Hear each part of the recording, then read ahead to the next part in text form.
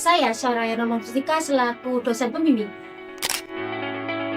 Perkenalkan, nama saya Dara Septa dari tim Prometheus UM. Saya sebagai Project Manager. Saya Rendra Utama Zilga Dinata dari Prometheus UM sebagai Elektrikal.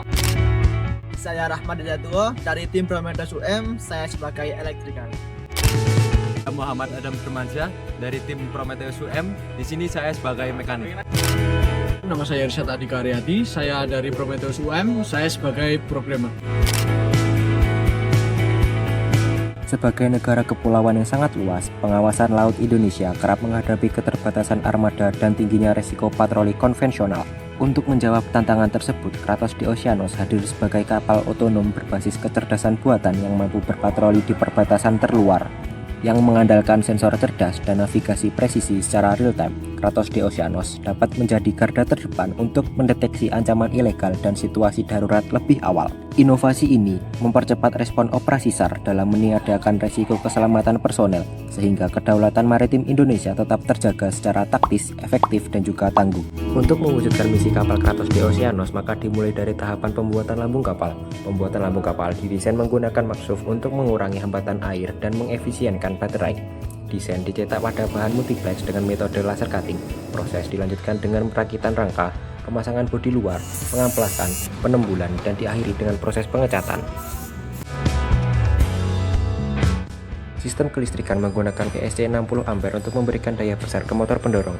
Dilengkapi juga dengan board power management system untuk memaksimalkan konsumsi baterai 22 volt yang berkapasitas 14.000 mAh. Serta kapal dilengkapi dengan failsafe supaya dapat memutus kelistrikan dari jarak jauh.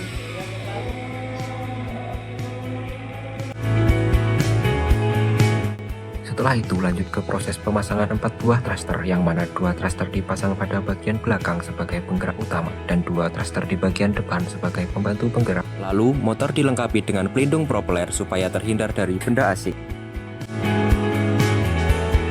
Lalu dilakukan pengukuran berat kapal yang mana memiliki berat sebesar 19,4 kg, oleh karena itu memenuhi syarat batas minimal ketentuan kontes kapal Indonesia tahun 2026 sebesar 7 kg.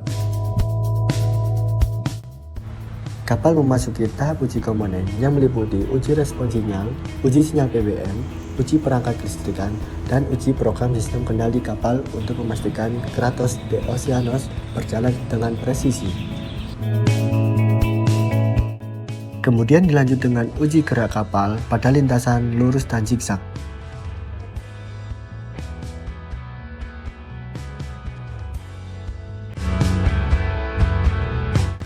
Berikutnya, dipastikan bahwa kapal Kratos di Oceanos dapat melakukan gerakan turning atau berbelok.